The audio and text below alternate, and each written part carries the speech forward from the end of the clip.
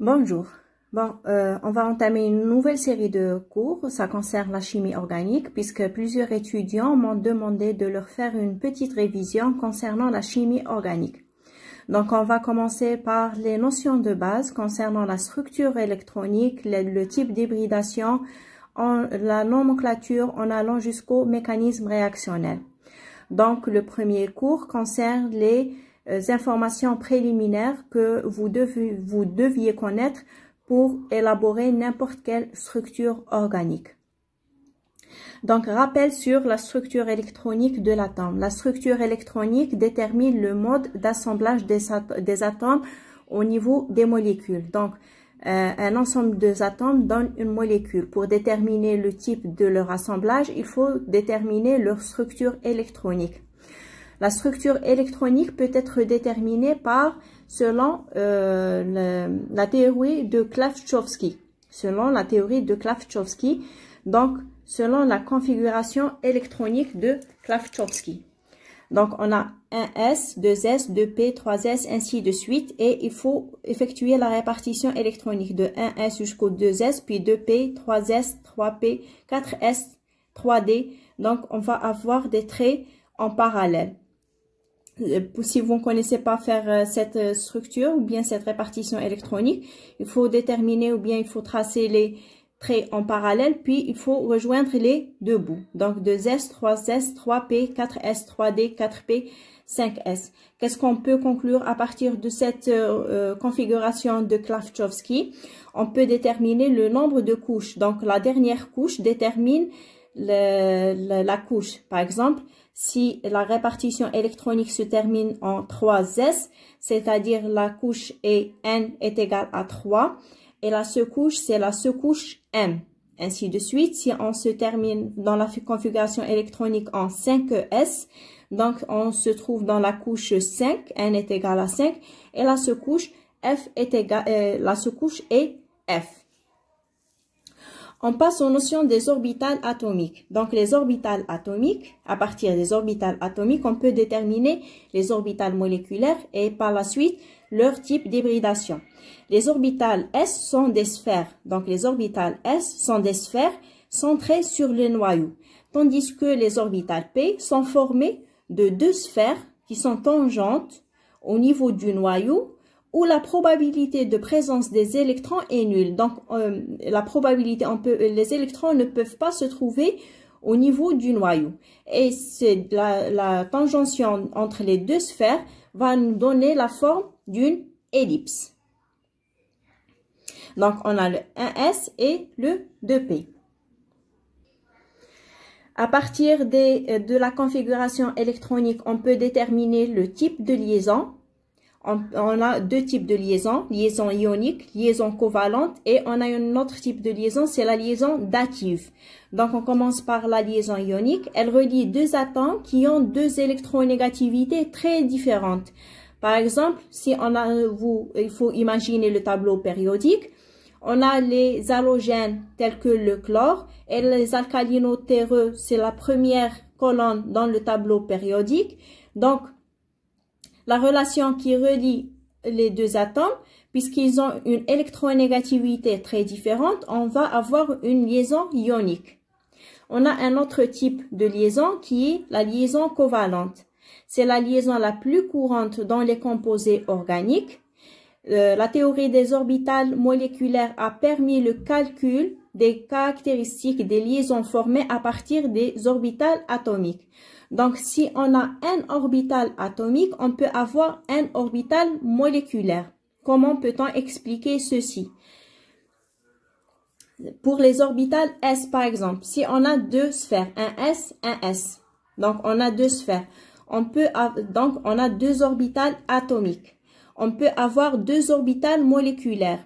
Donc, orbital moléculaire de type liante, c'est là où se trouvent les électrons dans les orbitales moléculaires liantes. On la note sigma. Et on a des orbitales moléculaires antiliantes notées sigma étoile et qui a une énergie plus élevée par rapport à l'orbitale moléculaire liante, mais qui a la caractéristique, elle ne possède pas des électrons. si cet orbital moléculaire possède des électrons, il va y avoir une rupture de la liaison covalente. On passe à l'hybridation. Qu'est-ce qu'on veut dire par l'hybridation? C'est la réorganisation des orbitales atomiques pour former des orbitales atomiques hybrides identiques. C'est-à-dire, on va avoir des orbitales atomiques hybrides constituées de deux atomes différents. Mais ces deux atomes n'ont pas une électronégativité qui est très différente, qui ont une électronégativité très rapprochée. Par exemple, dans le cas du méthane, le carbone et l'hydrogène ont une électronégativité qui est proche. Donc, on ne peut pas avoir une liaison ionique. La liaison qui s'élabore entre les deux atomes, c'est une liaison covalente. Donc, comment peut-on déterminer le type de l'hybridation? En comptabilisant le nombre de liaisons simples. Par exemple, dans le type du méthane CH4, on a 4 liaisons simples. Donc, 4 liaisons simples, 4, on peut l'écrire autrement.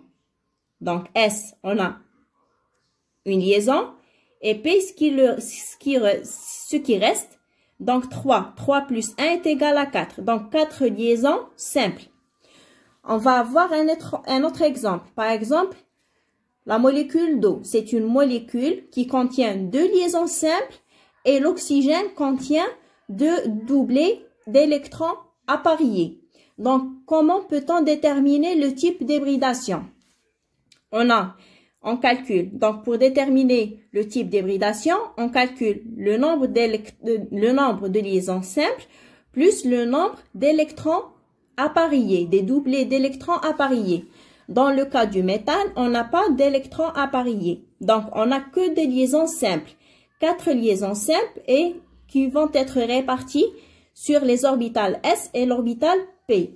Pour la molécule d'eau, on a 2 liaisons simples plus 2 doublés d'électrons qui est égal à 4. On va faire la répartition. Donc, S1, P3. Donc, c'est SP3. C'est une hybridation tétragonale. Donc, de cette manière, on peut déterminer le type d'hybridation. Comment peut-on tracer la molécule, l'hybridation ou bien la géométrie des orbitales atomiques hybrides? Donc, les H, leur structure électronique, c'est un S, 1. Donc, c'est une orbitale moléculaire sphérique. On trace les sphères au niveau des atomes hydrogène. Puis, on a le carbone qui a 4 électrons. Donc, 1s1, 1s2, 2s2. Donc, on a une ellipse. Donc, deux sphères. Donc, le carbone contient 6 électrons. Sa configuration est 12, 6. Donc, on a Z est égal à 6. La configuration électronique, c'est 1s2, 2s2, 2p, 2. Donc, on se trouve dans l'orbitale P. P, c'est une ellipse. C'est la tangention entre les deux sphères. Donc, on a une ellipse. On trace l'ellipse. Donc, on part de l'hydrogène qui a la plus grande forme et on continue de l'autre côté. Ainsi de suite. L'hydrogène qui a la plus grande forme et on passe de l'autre côté. La même chose pour la troisième liaison. Et on peut déterminer la géométrie de notre molécule. On va faire la même chose pour la molécule d'eau, sauf qu'on a des doublés d'électrons appareillés. Donc, puisque le H c'est 1s1, donc on a des sphères, c'est l'orbital atomique S. Et pour le carbone, c'est l'orbital atomique, pour l'oxygène qui a 8 électrons. Donc, l'oxygène qui a 8 électrons, c'est 1s2, 2s2, 2p, 4. Donc, c'est l'orbital P. Donc, pour la première liaison, on va avoir une ellipse. Pour la deuxième liaison, on va avoir une ellipse. La même chose pour les deux électrons. Donc, pour les deux électrons, les doublés d'électrons, on va avoir des ellipses, mais il faut tracer les deux électrons à l'intérieur des orbitales atomiques et ainsi de suite. On peut déterminer la géométrie de notre molécule. On va faire la même chose pour l'hybridation sp3. On a pris comme exemple le CH2NH. Donc, il contient une double liaison. Donc, on veut déterminer le type d'hybridation de l'azote. L'azote contient une simple liaison, une deuxième simple liaison et un doublé. Donc, deux liaisons simples, on comptabilise pas la double liaison. Donc, deux simples liaisons plus un doublé, donc, qui est égal à 3. Donc, c'est une hybridation S1P2. C'est une hybridation sp2. Pour le carbone, on veut déterminer son hybridation. Donc, on a trois liaisons simples. La première, la deuxième et la troisième. On ne comptabilise pas la double liaison. Donc, trois liaisons simples et ça représente la liaison sp2. Donc, c'est une hybridation planaire. Donc, elle se trouve dans le plan. Donc, pour déterminer la géométrie de notre molécule, il faut tracer, donc, pour l'azote et le carbone, c'est l'orbital P. Donc, on trace l'ellipse, la première ellipse et on termine dans l'autre côté. La même chose pour le carbone. Donc, ellipse qui est superposable sur le premier et on termine avec l'autre côté. De cette façon, on peut tracer la doublée, ce qui se trouve en noir.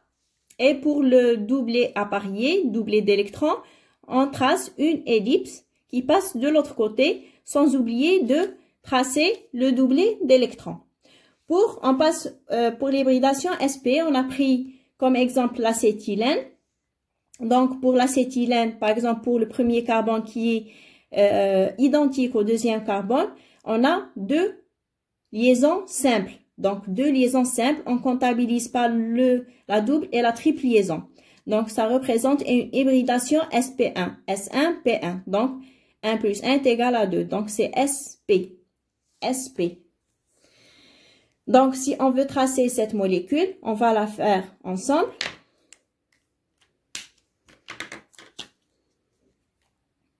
Donc, on a le carbone, les deux carbones et les deux hydrogènes. Bon, pour la simple liaison, la première, on a une ellipse qui passe de l'autre côté. La même chose pour le deuxième carbone, donc qui est superposable à la première ellipse, donc qui passe de l'autre côté. On a un doublé, la double liaison.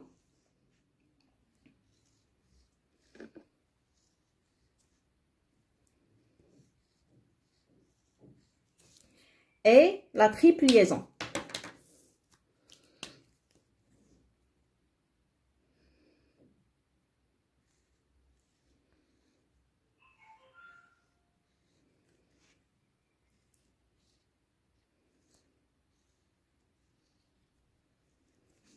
Donc, on a pu déterminer la géométrie de la molécule. Pour l'hydrogène, on a deux sphères. Et pour la liaison entre le carbone et l'hydrogène, on a une ellipse qui passe de l'autre côté. La même chose, une ellipse. Donc, on a pu déterminer la géométrie de l'acétylène. J'espère que ce cours était clair, explicite. Ça relie ou bien ça englobe les notions de base de la chimie organique. On va passer étape par étape pour déterminer les différents nécessaires pour la détermination des différents mécanismes réactionnels en chimie organique. J'espère que ce cours était clair et explicite. Si vous avez des questions, vous pouvez me les poser en commentaire. Je vous remercie.